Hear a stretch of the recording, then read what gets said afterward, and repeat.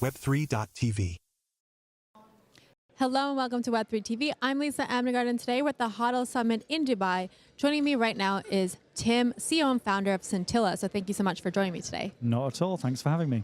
And how's your day been going so far? It's great. Nice, quiet event after Token 2049. Meeting all the right people here. So yeah, very good. Definitely. And what brings you to the HODL Summit? Pretty much that. Meeting all the right people. They're all in one place. It's nice and relaxed compared with what's been going on over the last 2 or 3 weeks. Definitely. You don't need to run all over the town to meet everybody. They're all kind of here. So it's a nice, relaxing place to meet a few good contacts. Yeah, definitely. And you are in the tokenization space. So can you tell me more about what you're building and what kind of investors you're looking at targeting? Sure. Well, you and I last met in Dubai at the end of last year, and we just finished our management buyout at that time. So at that time we were looking for clients, whereas now we've onboarded a whole bunch of clients. We're looking at tokenization projects that are largely on the real estate side. We do have some commodity plays as well, but there's a lot of real estate work going on. And then we've got a broker-dealer license and an exchange license from Vara, so we're utilizing both of those. First off the block is the OTC trading within the broker-dealer space, and that's really cryptos to fiat and stable coins in particular. And we're seeing a lot of institutional clients coming to us for both. So they're our main clients, really. We're not necessarily on the retail side at the moment. Don't really think that's going to change anytime soon, but institutions are looking to really dive into this space now, which is very exciting. So you're kind of offering two products in a way, right? Yeah, we're offering 3, but 2 are ready to go. So we have an exchange license as well. We're working with partners to bring that to market, but that's not coming live anytime in the next few weeks. Whereas the OTC trading desk is likely to come live in it may even be the next few days.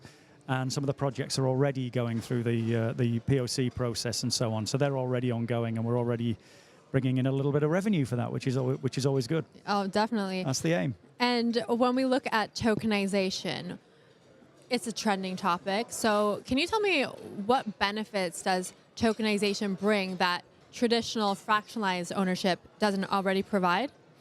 Yeah, I think real estate's a really good example of this. I'll do 2, real estate and payments. So real estate, a lot of people have very, very large houses. They have large mortgages on that. So they're effectively asset rich, but sometimes cash poor. So how do you bring some cash out of those? How do you remortgage? Well, in many parts of the world, remortgaging is very, very expensive, long-winded, legal, tax implications, and so on. There are various advantages that we can use through tokenization to not completely eliminate them, but make them a great deal quicker and a great deal cheaper. Then there's transparency and trust. And in a regulated space like the one we work in, that's absolutely key to everything we do. And then just finally, I'll just quickly talk about stable coins. And that's really large institutions looking to move large amounts of money around quickly and not go through the relatively old, antiquated SWIFT system that takes several days, and sometimes your money goes missing and so on. Wait, so you're saying, are you tokenizing stable coins? We are utilizing stablecoin for payments, yeah. Okay. Because stable coins is already a digital asset. Yeah, it is, yeah. But when we look at tokenization, so what you're saying is that you can use tokenization to tokenize debt. Yeah, there's debt and bonds, but in stablecoins in particular, that's really about utilizing our licenses to trade Okay, so they're more on the trading side, right? A digital asset, which is the stablecoin. Okay, perfect. And what kind of, so if we take, let's say, the tokenized assets, you're mentioning real estate, what kind of returns can investors be looking at? Yeah, they're actually very good, and part of the reason is because there's quite a lot of inefficiency in that market, really around the globe, not necessarily in Dubai as such, but around the globe. And so you're looking at very, very attractive yields. We are currently looking at a product that's probably going to yield somewhere between 7 and 9%. Yeah. Asset-backed, absolutely, as they say, safe as houses. Really almost risk-free. And there's some other bells and whistles within the the token itself as well, which might mean those returns could actually go up. And when now we've seen Dubai Land Department initiating their pilot phase for tokenized real estate. So what kind of, are you looking at any sort of properties right now, or how are you approaching the space? We are, yeah. We're looking at properties and products and projects, both here and overseas. We're looking with the DLD Sandbox as well to see how we could utilize our expertise to help there. I think it's very much a team effort. It's not a matter of one or two entities will solve all the problems. We're all going to have to do it together, and I think that's what's so great about the DLD Sandbox. Yeah, definitely. And when we look at safeguards, I mean, people are tokenizing so many things, but if we look at safeguards, how are you ensuring liquidity, compliance, and asset backing? It is. I mean, that's kind of the answer, is to put those safeguards around it. So Scintilla was born within DLA Piper, the global law firm, and we are regulated via VARA, fully regulated. So we have that trust already in place. Part of the reason, since we spoke about 7 months ago, we haven't gone live, is because trust takes time. And there's been some setbacks during those 7 months. We've all seen what's happened in the US, and there's been some good things and some, frankly, slightly questionable things. Last week was a little bit shaky, right? It wasn't the best. Yeah. And then there's been one or two things in the wider crypto markets as well that have set us, not Scintilla, but set the industry back a little bit. We've very much played the long game via DLA Piper and via VARA and our regulated offerings, such that when we come to market, the trust is already there. But it's a long game. You can't just say, trust me, and people will trust you. In fact, that's one way of making sure they don't. Definitely. And we look at just the trending topic now around tokenization, and so many businesses are going into this space. But how are you looking at scaling and creating that stickiness for users to come back to the platform?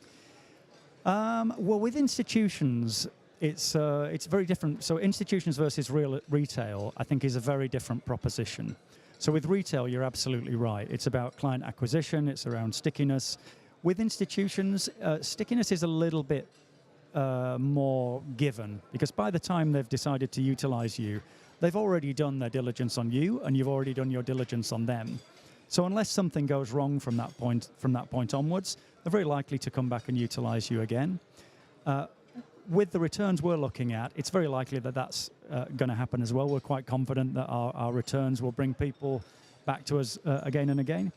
And within institutions, we're still really scraping the surface in terms of what's actually to be tokenized. There's still, depending on who you listen to, there's around 1% of tokenizable assets that are actually on chain at the moment.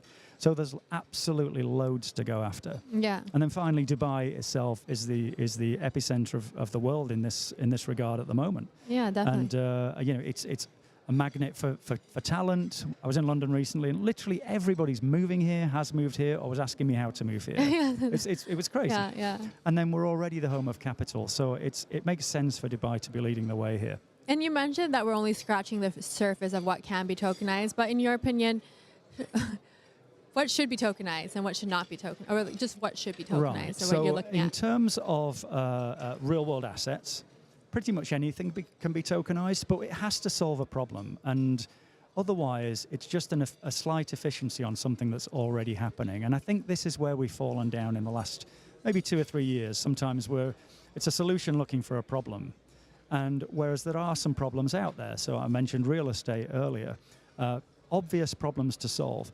Then in the stablecoin arena, an obvious issue to solve there of expensive, many middleman, T+3, T+6 even settlement on large amounts of money moving around across countries.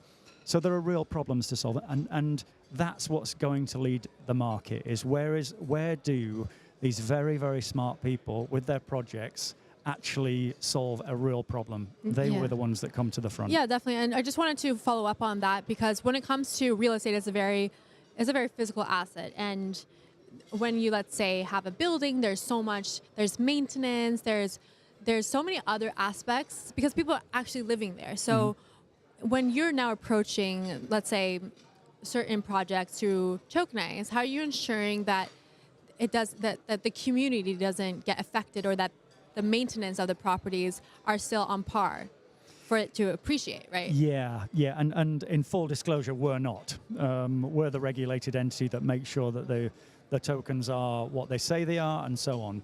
but we look for partners who do. And so most of the people we're working with actually are real estate developers or owners or managers, and sometimes all three. And they've got the expertise of doing this. And you know, when you try and sell a product like this, the downside risk is what most of the Q&A is about. It's great when markets are going up and everyone's happy, but when things go wrong, how are we protected?